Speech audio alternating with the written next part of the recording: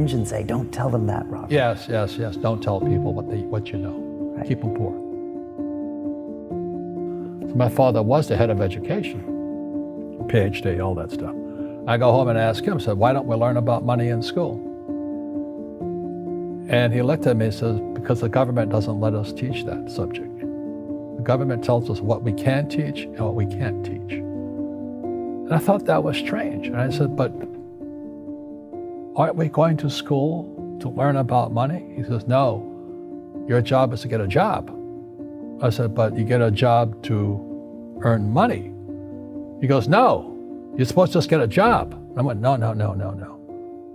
Isn't the purpose of a job to earn money? He goes, you're correct.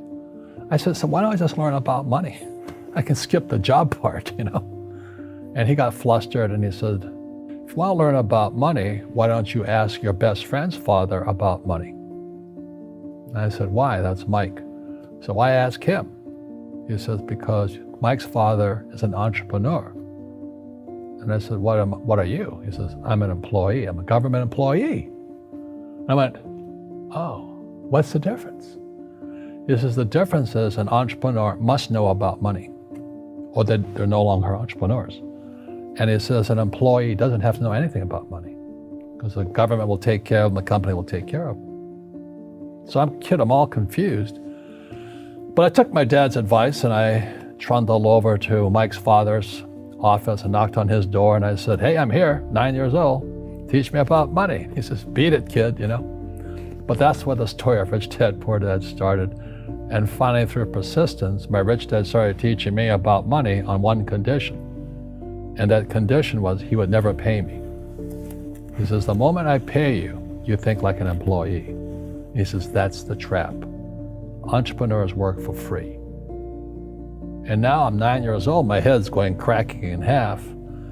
He says, you never want a paycheck. You understand that, kid? I said, okay, I got it. And he says, well, how do I make money? He says, that's what entrepreneurs figure out. It's like, so how do I learn about money? So he would just break out a Monopoly game board. So I would work for free. I'd pick up cigarette butts and he had hotels and restaurants and I would clean and do menial tasks. And as I got older, I started getting into office work and marketing and accounting, and I was an apprentice basically, but I always worked for free. And he would teach me about money, but the way he taught me about money was playing Monopoly. And finally one day I got upset. I said, well, when are you going to teach me about money? He says, what do you think we're doing? We're playing Monopoly. He goes, no. What do you think we're doing? We're playing Monopoly. He says, what do you think we're doing? So I don't know. I'm teaching you about money. And then that's when, you have one greenhouse. He says, there's many formulas for great success in money. There's thousands of them, but one of the best ones is found on the game of Monopoly. It still is today. 4 greenhouses, 1 red hotel. I said, what?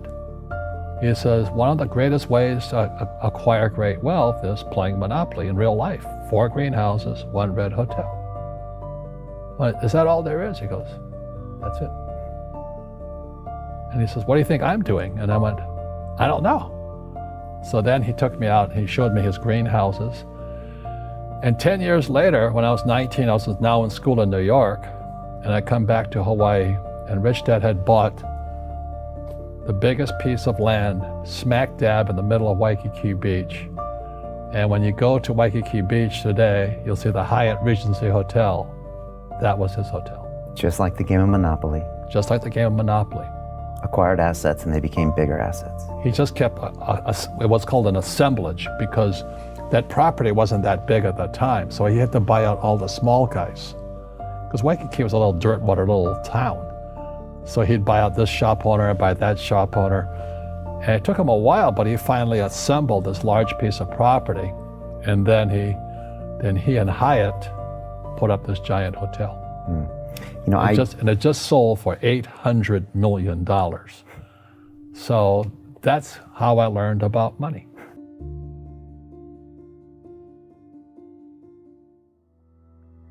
I've had financial crashes. I've had people stab me in the back, but they're all good because I grow from it. That's spirituality. Right. People who are afraid of making mistakes, like they teach in school, they don't ever grow. Because spirituality is there's good and there's bad, there's right and there's wrong, there's up and there's down. Most people only want to be right, they only want to be positive.